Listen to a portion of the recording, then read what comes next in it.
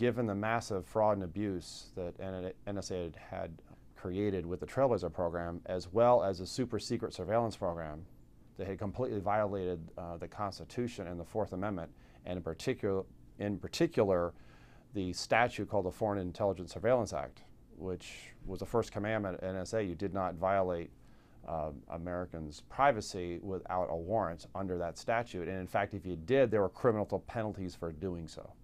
And I found this out to my horror and shock shortly after 9/11. That NSA had entered into a secret agreement with the White House in which NSA would become the executive agent for this secret surveillance program.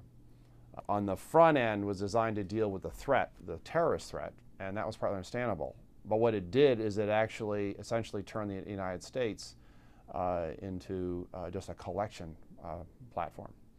So vast reams of data were increasingly being collected or through other entities being made available to NSA for analysis. I believe if you take what has been happening since in kind of our post 9/11 security world, what you're seeing is the establishment of a surveillance society. You're seeing the establishment of a surveillance network. And I keep telling people don't realize the extent to which we're already surveilled in many, many different ways. The extent to which vast amounts of our own transactional data in all forms, all electronic forms and emails and your tweets and bank records and everything else are all subject or suspect, okay, in terms of surveillance.